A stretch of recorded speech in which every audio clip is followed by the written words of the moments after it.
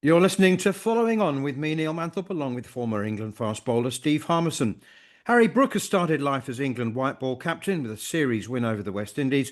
We'll reflect on a record-breaking innings from Joe Root in Cardiff, plus hear from Brook on some of the changes he's made coming into the role. And after Jacob Bethel's impressive half-century in the first ODI, we'll discuss how he gets into the England 11 for the first test against India later this month, or does he? And we'll also hear the thoughts of David Bumble Lloyd. Northamptonshire captain David Willey joins us to reflect on a positive start to the T20 blast and so much more. Plus, we'll round up the week's other stories and bring you the final word. So, as always, there's plenty to come over the next hour. This is Following On.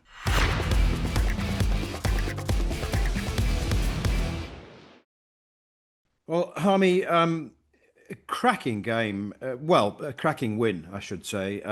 Very one-sided first game at Edgbaston. 238 runs. England putting 400 on the board.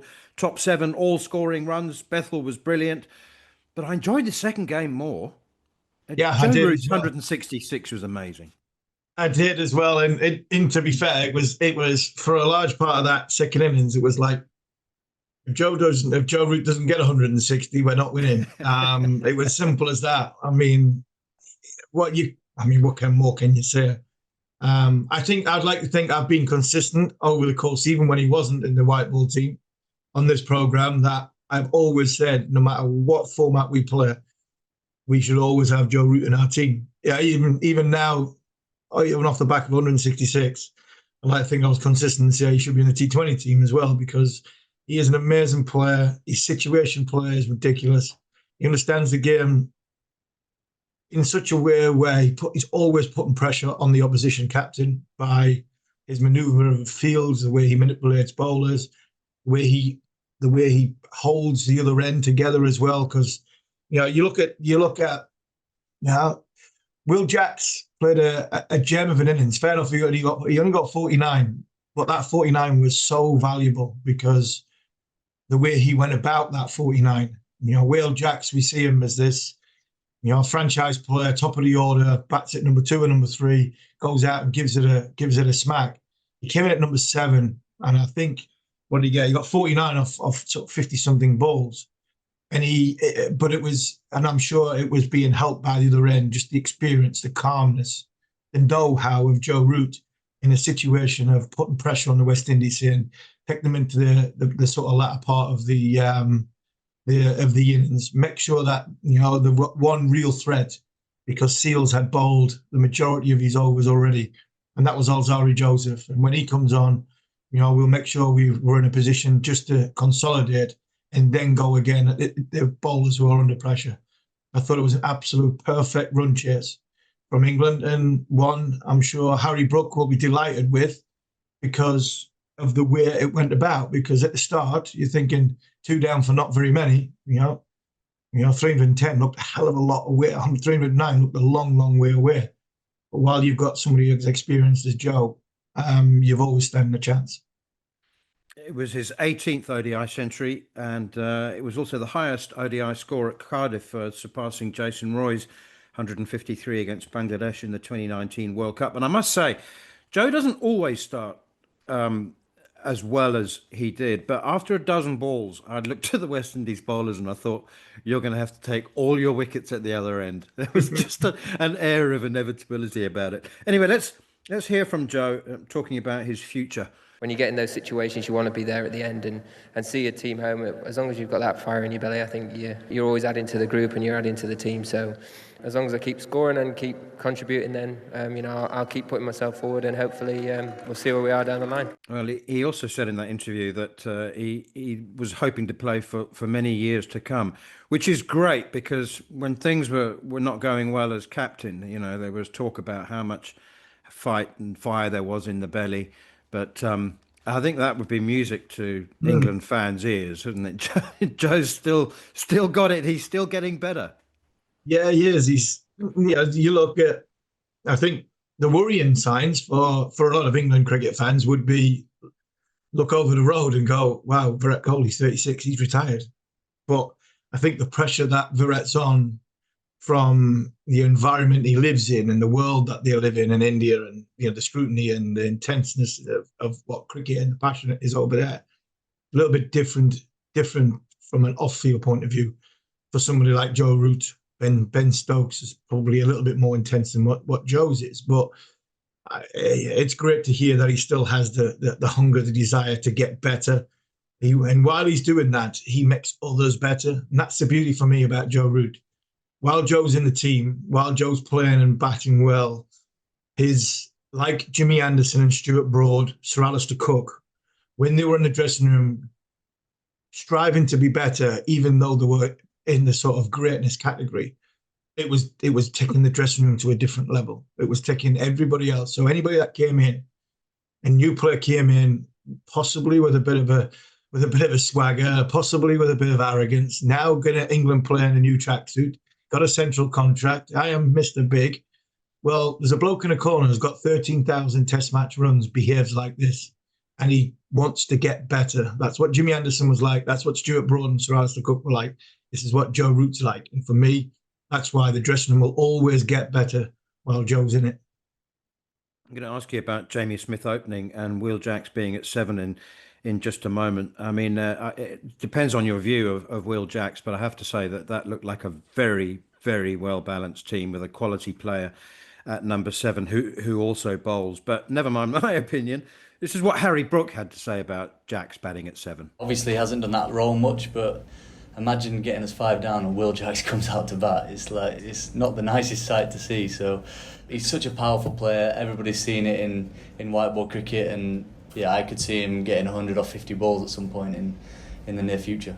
He is. I mean, he's a quality player, and it wasn't so long ago, Harmy, that it looked like he was in the Sam Curran bracket of face not fitting in the England team. I wonder whether Harry has had something to do with his recall. And I mean, batting 7's not easy, is it? It takes a specific skill, and as Brooke just said, it's not something he's used to. But boy, he's looked apart.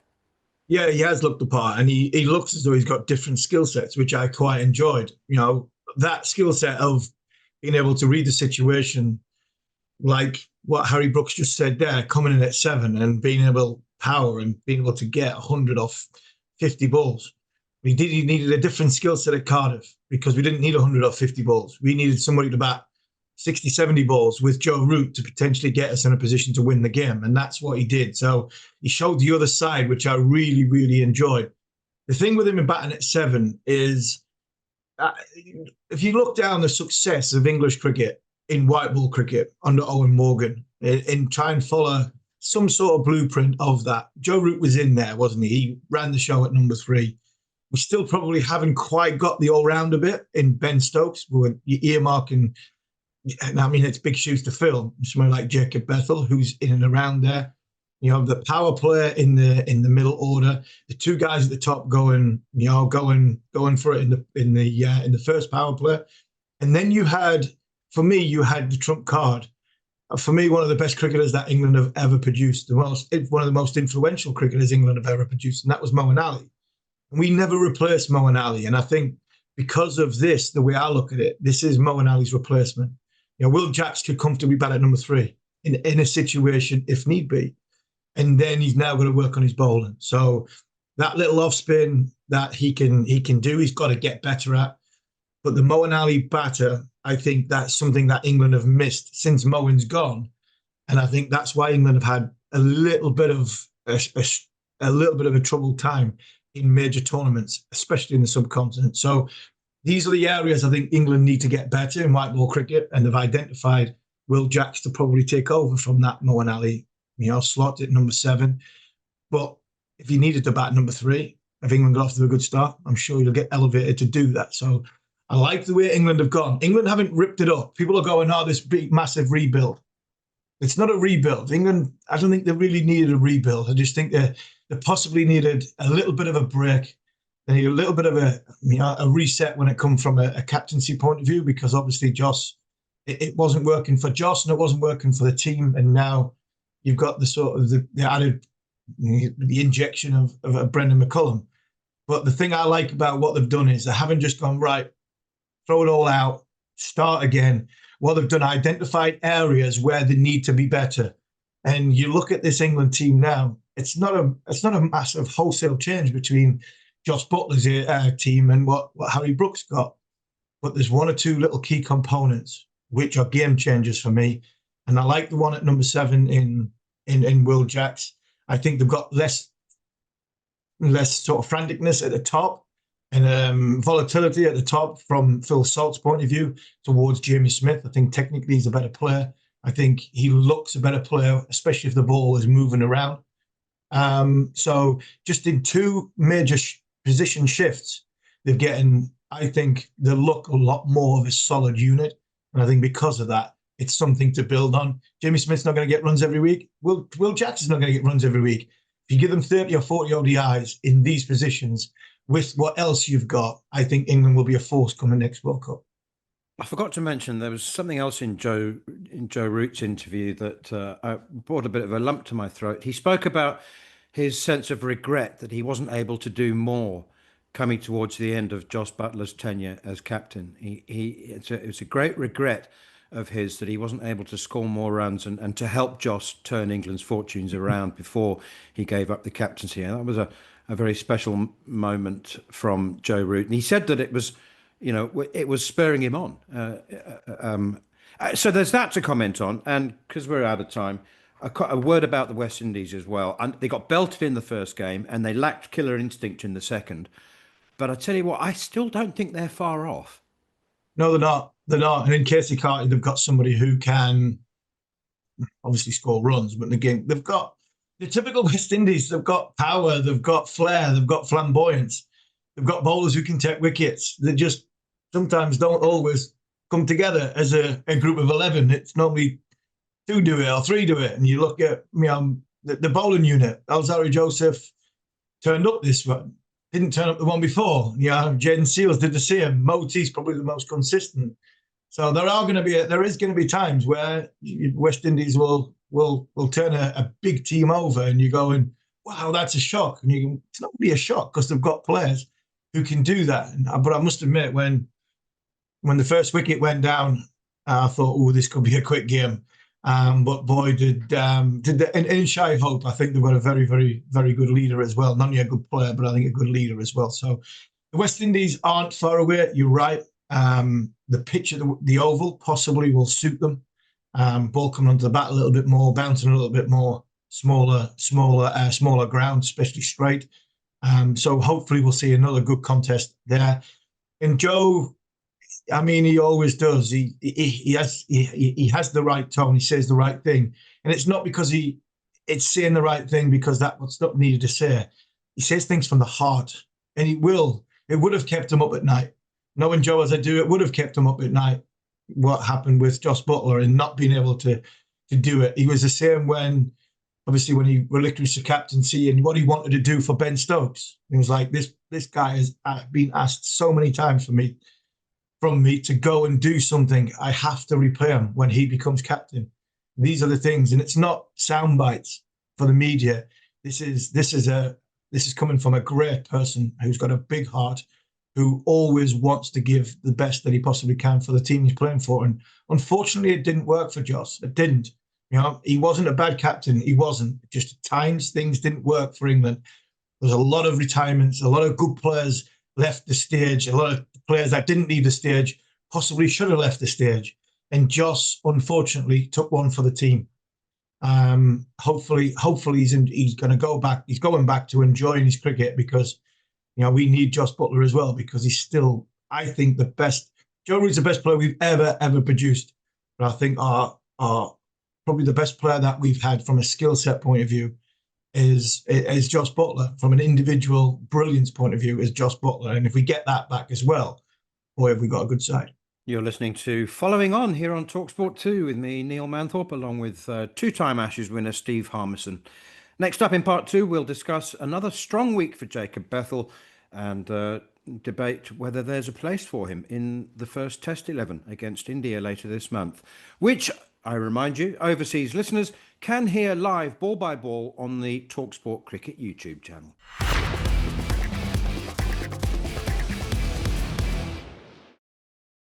You're listening to Following On with me, Neil Manthorp, along with Double Ashes winner Steve Harmison. And a reminder, you can now watch the show on YouTube. Just head over to the talkSPORT Cricket YouTube channel and subscribe. Okay, Pope against Bethl, or Pope and or Bethl. Bethl for Pope. I mean, that's... I don't know whether it's a legitimate debate, Harmy, so that's why I'm asking you. Is it? It is a legitimate debate. And like I said during our Zimbabwe coverage straight away from ball one, if you thought, and Ben Stokes has clarified what he said, he's basically said, put two and two together, the way Bethl played in New Zealand, he's going to come back. Now, Ben's come out at the end of it and said, look, he's coming back into the squad and not straight into the team. Now, I can see what he meant by that, because, I thought when he said it, he's putting huge amount of pressure on Zach Crawley and Ollie Pope. That's what the media and everybody else thought. I don't think Zach Crawley's under any pressure, and I've made them jokes, and he's not. We've talked about it until the cows come home. He's not going anywhere. Bang. Now, Ollie Pope, I thought, was vulnerable, and if we just heard, we talked to many people about franchise cricket and being centrally contracted and being looked after, and what happened with the India-Pakistan war had a ramification on what was going on from a selection point of view for the ODIs and coming back. If England thought for 1 minute that Jacob Bethl was going to bat number 3 against India, they had to bring him back. No question. You are coming back. You're batting at 3 against Zimbabwe. And that monkey you've got off on your back, which is you haven't got a professional 100, you're going to go and you're going to get 2 innings and you're going to get that professional 100. By the time India get here, nobody can throw that at you anymore. They can say you've got 100, but you've got the 100. So it's there. That's what England had to do if they believed that Jacob Bethl was going to bat 3 over Ollie Pope. Now Ollie Pope's come and scored runs. Again, we go back to a couple of years ago when he did that against Ireland. You've now got to give him the chance, and probably the summer. Ollie Pope will be number 3 for England in the summer, and Jacob Bethl, unfortunately, as talented as he is, he's going to have to bide his time, and he's going to have to wait. If anybody thinks it would be a good idea to bring him in as a spin bowler, give your head a shake, please, please. If you think that you can come in and he can we'll strengthen the batting and a bit part of the bowler. If we can't win with Stokes at 6 and Smith at 7 to bring Bethl in at 8, that's the way we thought in the 90s. That's why we never won the Ashes for 20 years, because we used to pick 3 bowlers and couldn't bowl a team out. Had 8 batters because our 1, 2, 3 couldn't score any runs. I'm sorry, you're going to put so much pressure on Stokes' body if he has to bowl, if Bethl came in as a spin bowler. So, unfortunately for Jacob, he's going to have to wait. And how long he waits, how many times does Ollie Pope, Zach Crawley, or whoever get a chance against a very, very good India attack? Well, that's up to the selectors. But the first test match, you've made your bed, you've played Zimbabwe, you've picked your 7 batters, they've all performed and scored runs. Now you're going to have to pick them again. And then, Bethl, as talented he is going to have to, unfortunately, wait his time. The last time I remember England thinking that a player just had to be in the team and they had to shuffle the decks and squeeze him in was Andrew Strauss. It was just a feeling that we need him. He's such an influential batsman and figure. And so we'll see. But man, is Ian Bell the same? You can say this, I wouldn't say similarities, because Belly had this ability to not just make hundreds, make big hundreds, even at first-class cricket. But you can see the similarities as in the age, the clamour for selection, knowing that this boy is going to be, everybody knew Belly was going to play for England from about 12 years old. And when he did play for England, when he was 20, he did look 12 years old. Jacob looked So there is this, and in that time, a lot of people thought it was. Michael Vaughan had to clarify it. People thought it was Bell over It was Peterson over Thorpe against when Bangladesh left in 2005 and Australia came, first Test match. England went with Peterson and left out 100 Test match Graham Thorpe. It wasn't Peterson. Peterson was nailed on. He was always playing. It was Ian Bell. England wanted to get Ian Bell into the game, into the fray. Yeah, just getting 100 at Chester, big 100 at Chester Street. Bang, Heaton. Graham Thorpe missed out. I don't see that happening just yet in June 20 when India comes. So as much as I think Bethel's going to be an absolute superstar, he might just have to wait his time. Yeah, and let's not forget Ollie Pope's last innings was 170. Exactly. It was against Zimbabwe, but you know what? It's still 170. Okay, let's get the thoughts, or let's hear the thoughts of former England coach and talkSPORT regular David Bumble Lloyd, who joined Sunday edition on talkSPORT to give us his thoughts on the Pope-Bethl situation. I think they will stay with Pope and they'll stay with Crawley for a couple of games, If it hasn't worked, Bethl will come in. He's banging at the door, he's knocking at the door, and it's good when you've got that sort of competition. So he's the next cab off the rank. But there are many, many young players who will be saying, I want a taste of this. And so I think for the first two Test matches, they'll give what they've had and the like consistency of selection, and it'll be Crawley and Pope, but they better perform because Bethl will come into this side at some stage. Interesting. Pretty much what you're saying, Harmy. You know what? I think that we should give credit to Rob Key and whoever else it was who took the punt on Jacob Bethl. I'm the first to admit that I'm old-fashioned, and I expressed the view on this program that I thought that national selection should be deserved and should not be handed out on a hunch. But I was wrong. I mean, he hasn't proved it yet, but you've just said Bethl will be a superstar. And maybe that's the art of selection. I mean, I know that you will one day end up as a national selector, I'm sure. And there's a lot more to it than how many hundreds has he got, because he hasn't got any. But, you know, good on England, because they appear to have been right. I mean, we saw it firsthand in New Zealand, obviously. Yeah, and again, there's a lot to like about Jacob, a hell of a lot to like. His personality, the way he's calm at the crease. I mean, from a number 3 point of view, we constantly talk about, unfortunately, about Ollie. When Ollie goes out to bat, he's got roller skates in for the first 20 balls. Talk about how frantic he is, but that's the way he is. That's the way he plays, and that's never going to change. I think Ollie Pope at 35, possibly with 8,000 or 9,000 Test runs, will still look as though he's got roller skates on for the first 20 balls. It just seems as though that's the way he goes out and gets himself going. Where as a number 3, Bethl would look a little bit more calmer. Pope's stylish as well. I mean, there's a lot to like about Ollie Pope. Just that one problem position as probably number 3 that England have never been able to fill since you mentioned somebody like Andrew Strauss or Ian Bell, Jonathan Trott. These were special people, special mindsets. And it'd be interesting to see where this plays out, because even if Bethl comes in, I mean, England will be a good side to pick a team without Ollie Pope, because Ollie Pope is a fantastic player. But when I look at, if England really, really think that Bethl needs to, go in and try and play and be that number 3, then why is he not going to play in the Lions game next week against India instead of playing in the T20s?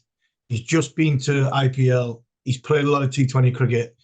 If you feel, and this is if you talk about selectors, this is what I'd be saying to Rob Key, Brendan McCullum and Ben Stokes. If you feel as though we are going to play him in the first 3 Test matches, at some point in the first 3 Test matches, then why does he not go and play in bat number 3 against India in the Lions game, as opposed to go and playing T20 cricket against the West Indies and get on 4 different coaches going round the British Isles? And why does he not just play for England here in the environment he's hopefully going to be comfortable in? And we give him a chance to go and spend 4.5 hours at the crease. And if he spends 4.5 hours at the crease, he will get that 100 that he will eventually get. And this is the thing for me that I would be saying if I was part of that selection panel. But if they haven't, it means Ollie Pope's going to bat number 3. Talking of the Lions, you've got 30 seconds to sum up the first Lions game against India A. It was a run fest. Karen Nair got a double 100, 300s for the Lions as well. It looked like a bowler's nightmare. This could be good for you, man. I reckon I can do it in less than 30 seconds. The pitch looked flat. Simple as that. Wow, it looked flat. I mean, 580 played. I think that's still. I mean, we're still batting. Yeah, we're at lunchtime on day 4, and I think the second inning. I don't think the second innings is finished yet. So, yeah, I think Andrew Flintoff's basically said, right, if you're going to get 580 and keep us in the field for 2 days, we're going to make sure your bowlers are going to field for 2 days as well. So you just keep going. We're not bothered about making a game of it. Quite right. Get some overs in your legs. And a reminder, you can hear live ball-by-ball commentary of England's first Test series against India for overseas listeners on the talkSPORT Cricket YouTube channel. You're listening to Following On with me, Neil Manthorp, along with former England fast bowler Steve Harmison. Next up, we'll be joined by former England all-rounder and Northamptonshire Steelbacks captain David Willey to reflect on a very positive start to the T20 Blast campaign for them.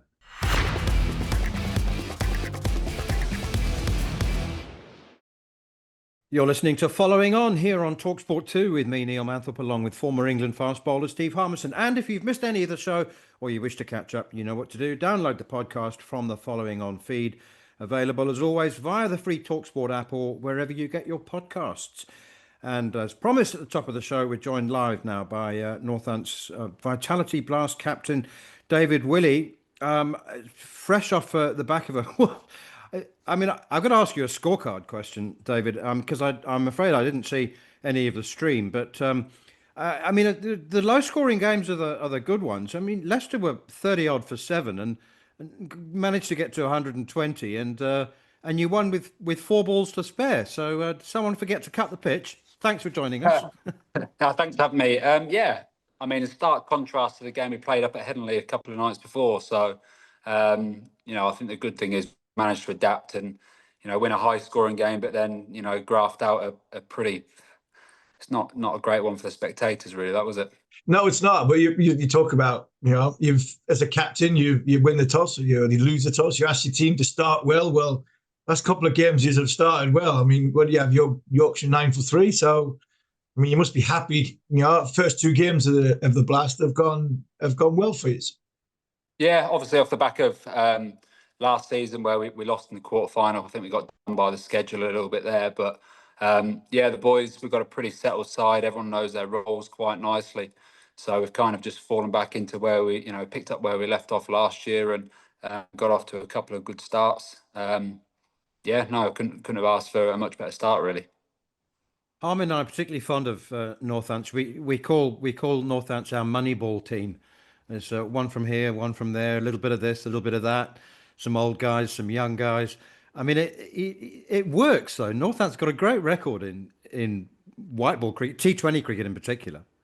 Yeah, I think it's a big money maker for the club. I think I don't want to say we put all our eggs in one basket, but it's certainly an area Northants have always tried to perform and compete in, because it's it keeps the club afloat really when they're doing well and they get people coming in to watch through the gates. So I think over the years that they've recruited well to complement what's come through the ranks and stuff, and winning the first trophy back in 2013, which obviously I've got fond memories of.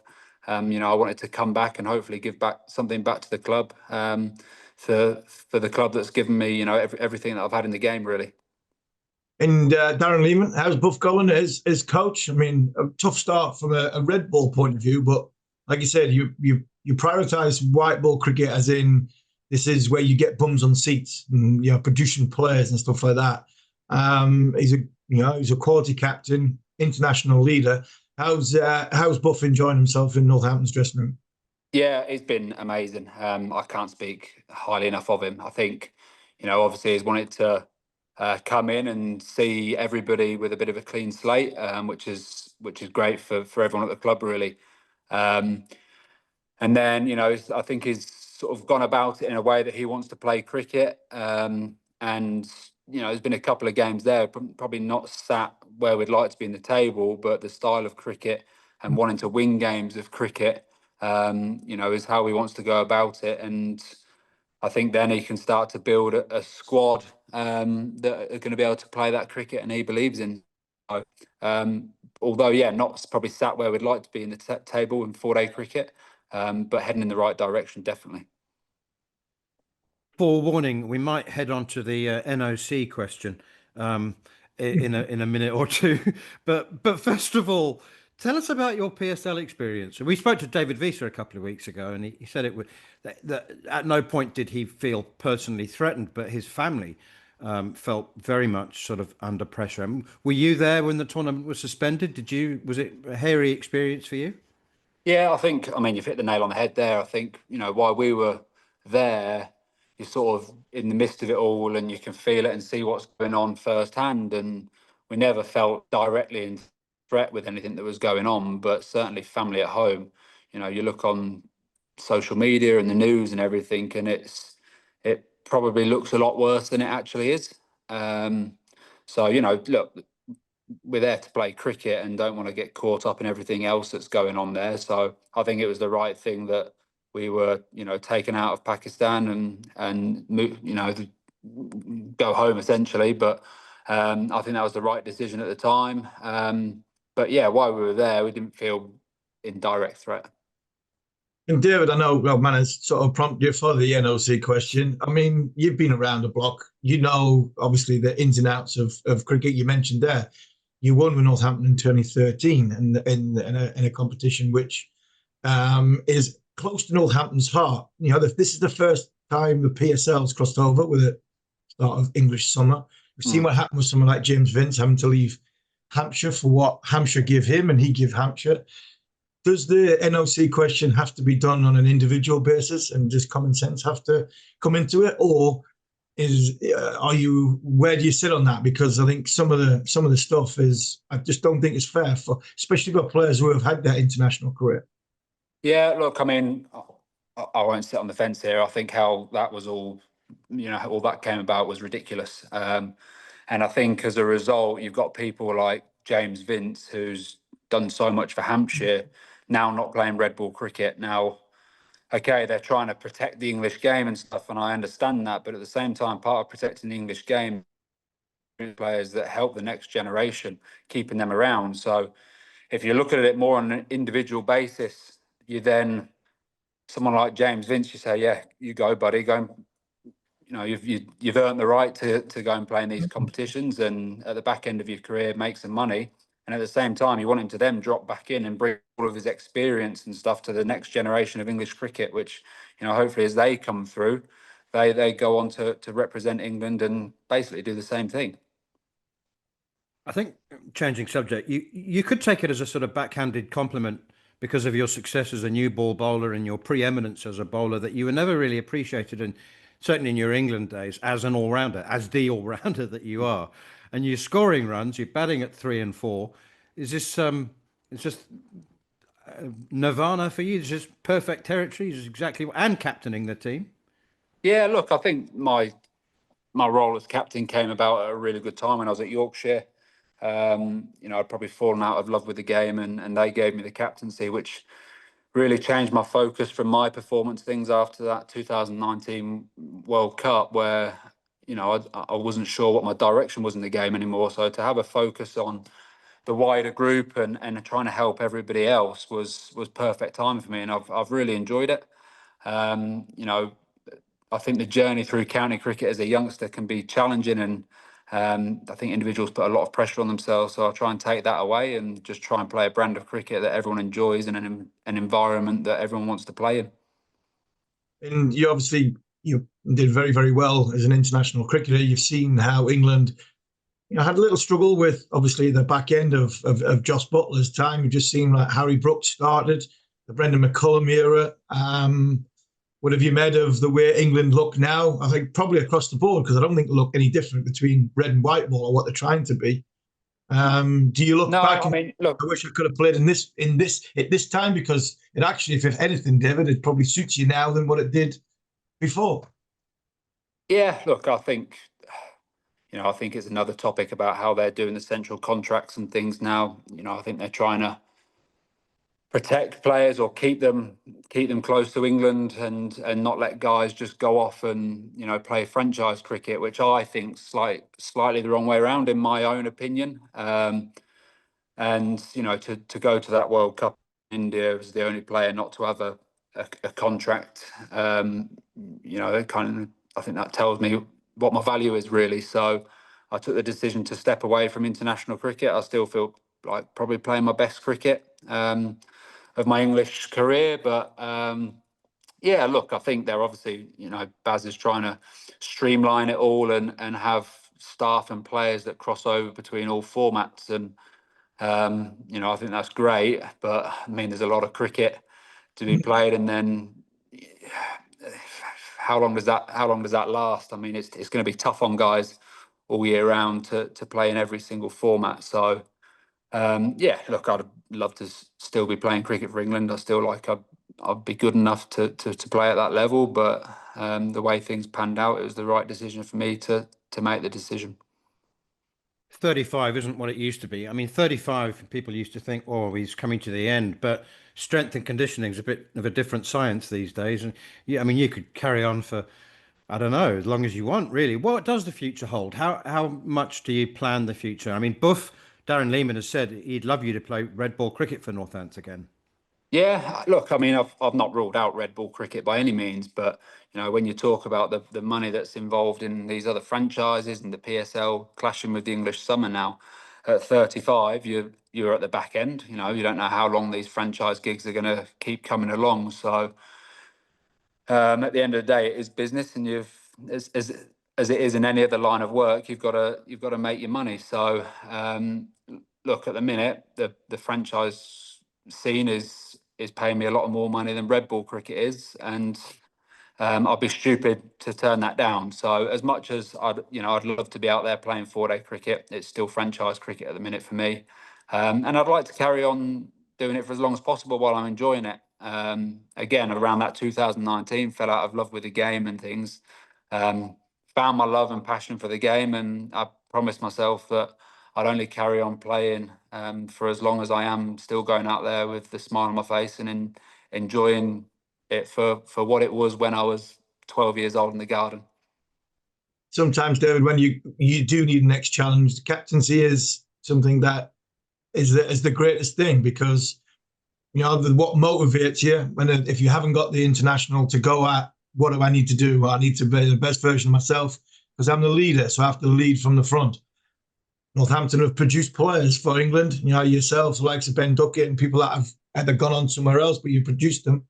Who else? Who are we looking for now from Northampton that going to come through and say, when they get selected for England? My biggest inspiration was my captain, David Willey. Who's the one at Northampton are going to do that? Because you sound as though you still want to give a lot to the game. You've got a coach who gives a lot to the game. Is there any kids coming through that we should be watching for? Yeah, look, I think there's a lot of good young players coming through. Is there anyone that stands out as been a next international player? Probably not immediately, if I'm being brutally honest. There's a guy called Justin Broad who I think is as good a player. I mean, he scored runs up at Henley. We bumped him up to 3 when spin just came on. I think he's as good a player of spin as I've seen. So whether there's something there for the subcontinent tours or something potentially. But again, that his skill set there. As Northants go into the latter stage of the season with Chahal come in and they produce turning pitches, he's going to be a big player for us. And Saif Zaid, he's got his first call up into the 100 as well. He's a very, very talented player, and there's always this conversation: do these guys need to move to a host county to get into the 100? So it's nice to see that he's been given recognition for his consistent performances. Finally, David, people talk about the IPL's intensity of travel, the schedule, and You know, it's hard work. You know, it's not just bowling 4 overs or batting 20. How does the Vitality Blast? How does the Blast compare, sort of schedule wise? And I mean, a lot of motorway time between games, I suppose. How does that compare to the PSL? And I mean, is it a factor in, you know, finally getting to final today? Look, I think the Blast in terms of the travel is a breeze in comparison to a lot of the other competitions. The the flights and constant, you know, packing up, getting all your bags out, getting on an airplane, the time at either end that you're at an airport, like it saps you. And, you know, typically you're not finishing games until close to midnight. So you end up almost being nocturnal, and you come back and you're almost out of sync, and it takes you a little while to readjust and recalibrate back to, you know, normal life. So, you know, I think those particularly the PSL and IPL are particularly difficult from actually an off-field perspective. So yeah, the Blast, I mean, jumping on the bus and going up the motorway, I actually really enjoy it. You know, you hear the guys that are obviously doing it day in, day out get pretty tired of it. But when you compare it to, you know, flights constantly, I'm very happy to jump on a bus. David, thanks so much for your time. And as I said, it's a long way till finals day, but hopefully we'll see you there.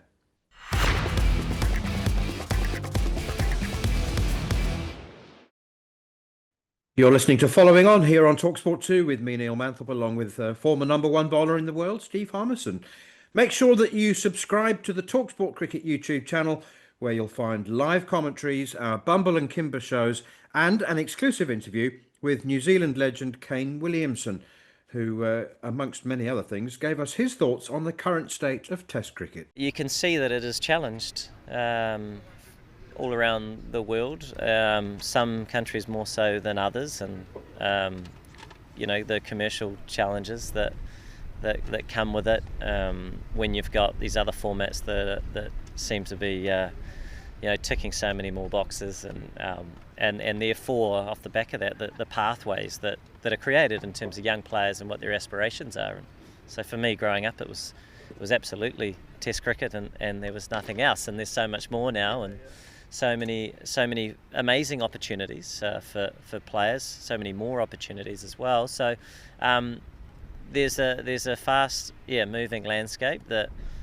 I know the decision makers will be challenged with. But yeah, I mean, I'd love to see more and more resource you know, be put into the red ball game around the world. And, you know, for me, it's the soul of the game. So and I think, yeah, true purists still appreciate it in the same way. So, yeah.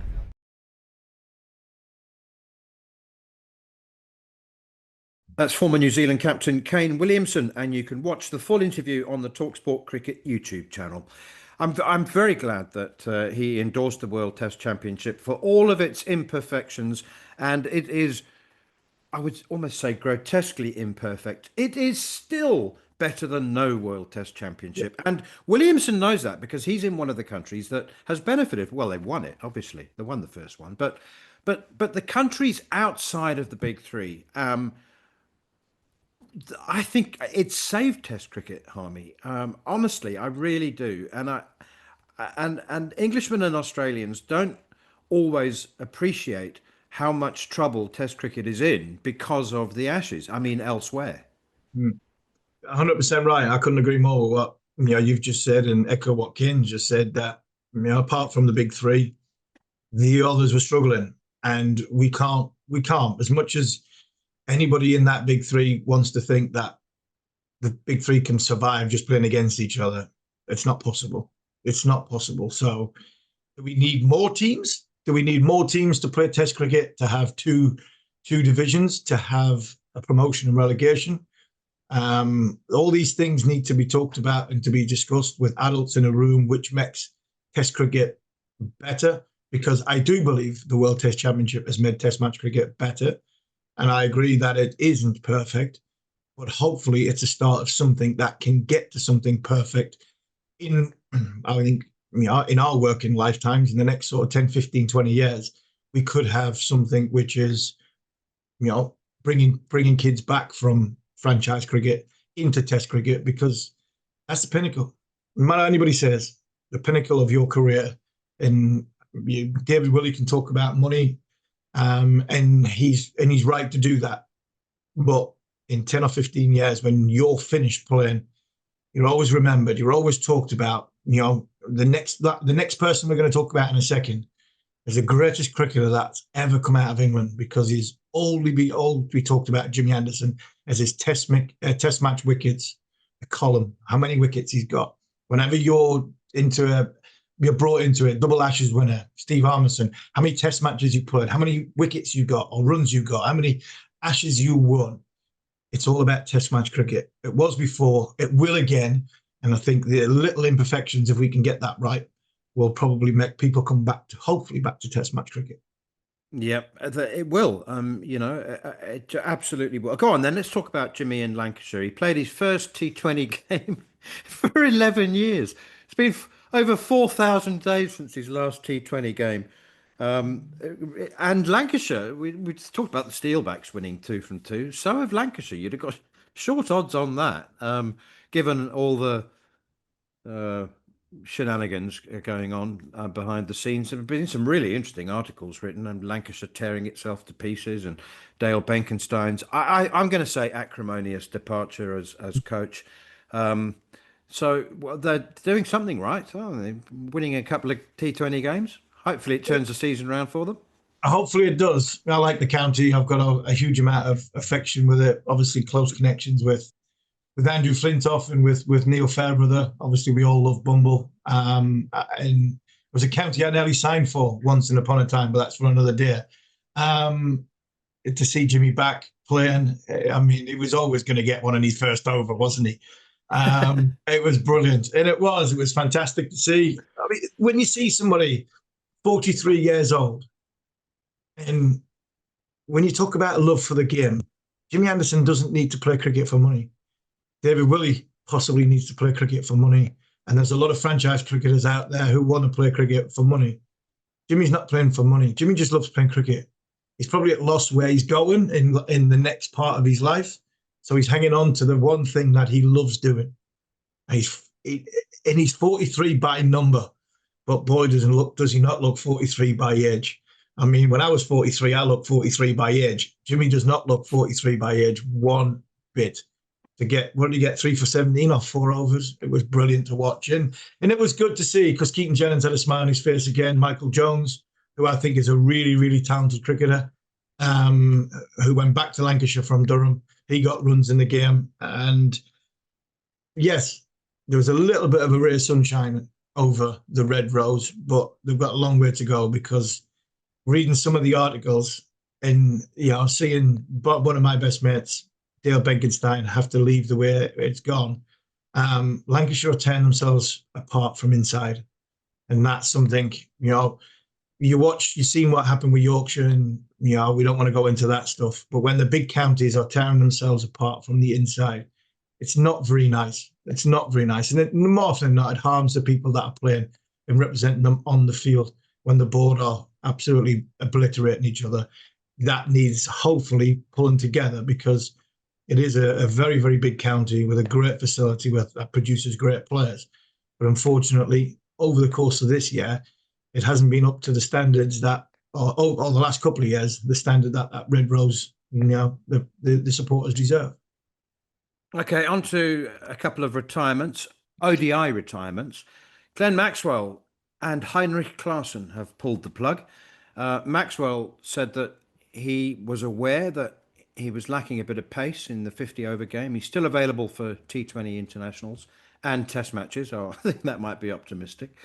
But, I mean, there are 2 huge players. Glenn Maxwell scored almost 4,000 runs at a higher strike rate in ODI cricket than anyone else who scored more than 2,000 runs. And Heinrich Klaasen was in second place. He scored over 2,000 runs at a strike rate of 117. Glenn Maxwell's strike rate was 126. So in Maxwell's case, it was a case of the format. I'm not sure that was the case with Heinrich Klaasen. So we'll talk about those 2 in a moment. And I also want you to mention Johnny Bairstow, who was signed as a last-minute replacement by the Mumbai Indians. And I read in a reputable publication that that he got paid about $100,000 for each of those two games. He just went out there for the playoffs, made 38 and 47 at a strike rate of over 200. Couldn't have done any more. I mean, they did get knocked out in the second eliminator by the Punjab Kings, but that's a cracking little long weekend earner for Johnny. It is, and he went and performed, didn't he? So he might get a year. I think he might get a year's contract next time. Never mind just 2 days. I'm pleased for Johnny. Because, I mean, he was the one. He seems to be the fall guy from a lot of the sort of white ball troubles that England had. He was the one that they pushed to one side, and then they did in the red ball stuff. So I still think Johnny had a huge amount to give in white ball cricket for England. But he's gone over and he's captained Yorkshire this year, which I think by the sounds of it, he's enjoyed. And speaking to people who have been on here have said that he's enjoyed doing it. Members having a go at him possibly for leaving and going. You've just explained why. I mean, you just explained why. So any member from Yorkshire, and Yorkshire, to be fair, man, Yorkshire like their money. There's some tight folk in Yorkshire, so they like their money. So they can't really complain when you spell it out like that. So from that point of view, it was brilliant to see Johnny back in the IPL, back in the big time, because he's a showman. There was never in doubt that he was going to score runs. You know, he's a proper player. On the two retirements, I'm disappointed in Klassen because he's one of the shining lights, the lead superstars of world cricket in the batting department. I mean, one of the most destructive middle order players that you've seen in recent times. And in the Maxwell one, I really enjoy listening to Glenn Maxwell. I think he's going to make a great commentator when he does eventually finish playing cricket. He's very, very honest. He talks about the situation in such simplicity, and the bits that I saw in the reasons why, you're hard to disagree. He's basically saying, look, in 2027, I'm not sure I'm going to be the player I was or could be. I'm slowing down. Let's give somebody 18 months a chance to 20 games. Like we talked at the top of the show about Willjax. Give him the chance to stay in a position of strength going into a World Cup rather than me pulling out just before it because my time's done and I'm an old man.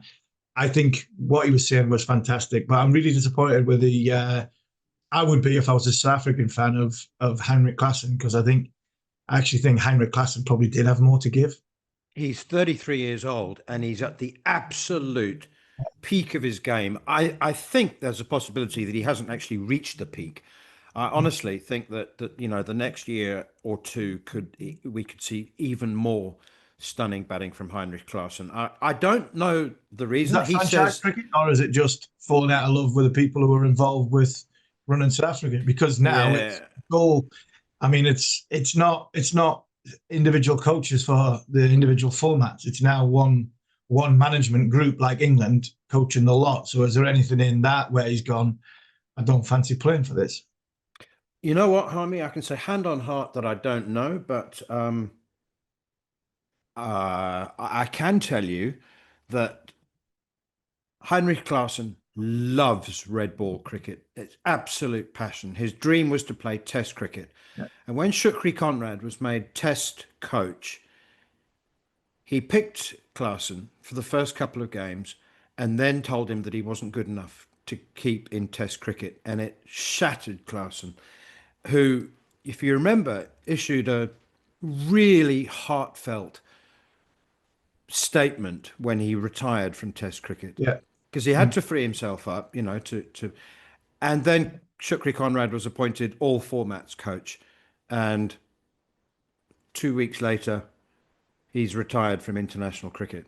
Yeah. So you put two and two together and you may come up with 100. Put two and two together and might not need me socks and shoes off for that one.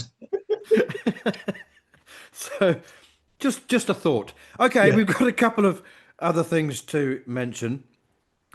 There's a absolute delicious sense of mischief about South Africa appointing Stuart Broad as a 24-hour consultant before the World Test Championship. And the mischief is in Stuart accepting the appointment. I love it. Yeah, that one, I thought it was April Fool. I thought it was April the 1st. I was checking the calendar. I was like, well, this is an April Fool, surely. But no, good mischief. I mean, who better to speak to the bowlers than Stuart Broad? I thought he would be leading more than 24 hours, but hey. Well, it's one day. It's the 9th. So the test match starts on the 11th. He's joining the team on the 9th. I mean, it's great irritation value if the Australians, I mean, they'll be chuckling, won't they? Yeah, I'm sure they will. I can understand if Brody played the guitar, or he was a stand-up comedian for an entertainment or a nighttime as well. So you get the full 24 hours off him and not just the experience of his bowling. But hey, it is a good bit of mischief. Be interesting to see what Brody thinks of that, because I mean, he's such a polished commentator. I mean, he's took to speaking on TV like a duck to water. He's brilliant. You really, really do enjoy listening to, and I knew that for a fact. I mean, Stuart was destined to stand there and look at himself on the TV screen and enjoy and marvel at speaking about our great game that he was so good at. So it'll be interesting to see if he enjoys going in, even if it's just for 24 hours, to a coaching side of a dressing room. That really, what can you do in 24 hours? Say to Kikisa or about to pitch it up a little bit, possibly. No, yeah, it's a good one. It's a good one for the Australians just to keep in the in the back pocket for when the Ashes come around. I love it. And penultimate one, South Africa's warm-up game against Zimbabwe at Arundel is only open to Arundel members, unless you want to join Arundel Castle Cricket Club for £110 plus a once-off joining fee of £25, and then pay £12 for a ticket. So if you want to watch South Africa and Zimbabwe warming up at Arundel, you need to pay £147 to become a member.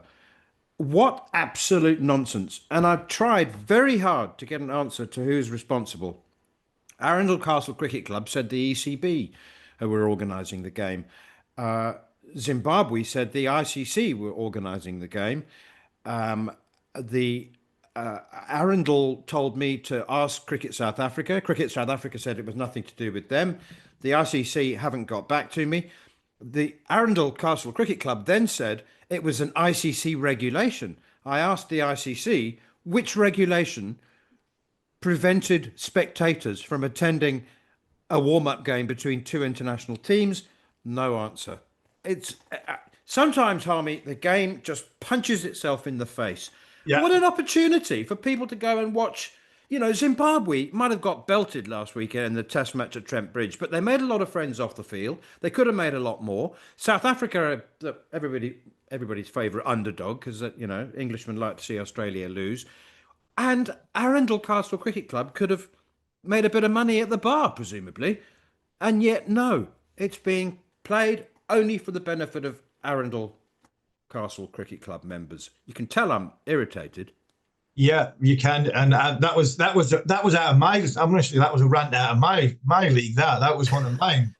I think if we do a top, if Scott get a top 3 rants going, you'd be that's up there. That is up there. But I tell you what a rant it was, because I mean, really, do you know what that is? It's people who have got no clue about this game, people who have got no sense of what the game gives to other people, and people who have got literally no interest in what the outside world would want. Yeah, they're playing at a small festival ground. For me, all first-class cricket should be played at festival grounds, because the intimacy of the way festival cricket is played. We were in New Zealand, and I mean, England could have played in the big stadiums in New Zealand in Test match cricket. But I tell you what, playing at Hagley Oval, playing at even the basin's a little bit bigger.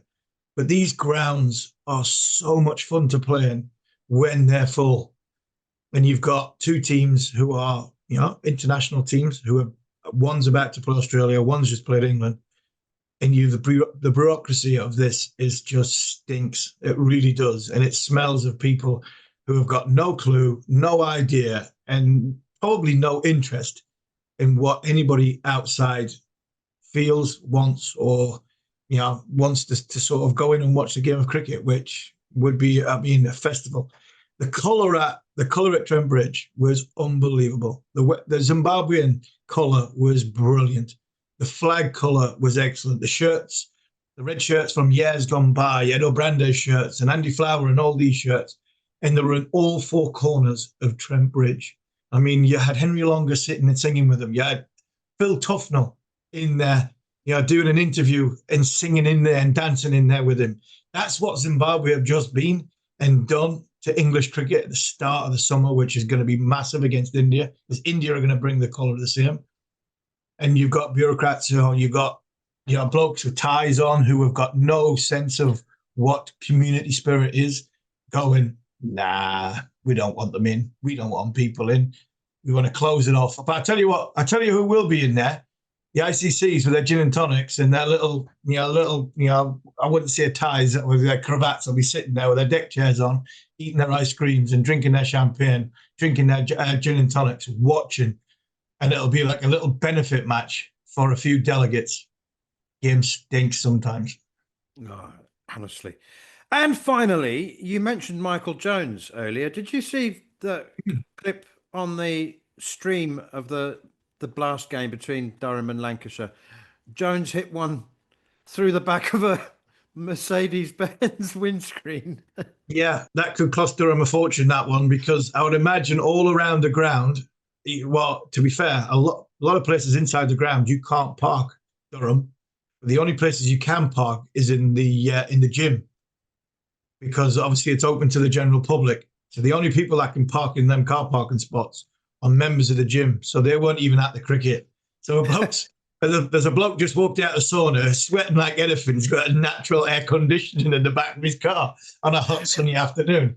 But it could cost the club a fortune doing it. So, yeah, it was a good shot by Michael Jones. There was some good cricket played in that. The catch, Jimmy Neesham's catch, when Lancashire needed 2 to win. And I don't know if you've seen that. The catch was phenomenal catch. That is a must-see. And you're thinking, right, that's won them the game. But unfortunately, young Bladderwick, who had been on loan at Durham at the start of the season, hit the winning runs, and Durham lost and Lancashire won. But it was a good hit from Michael Jones, and it probably cost Durham a couple of £100 for a new back windscreen for a nice white Mercedes coupe, who hopefully enjoyed his sauna, steam room, because it would have been extra cool in his car going home. You've been listening to Following On with me, Neil Manthorp, along with former England fast bowler Steve Harmison. And we'll be back at a similar time next week, where we'll be building up to the World Test Championship final, amongst other things. But for now, this has been another edition of Following On.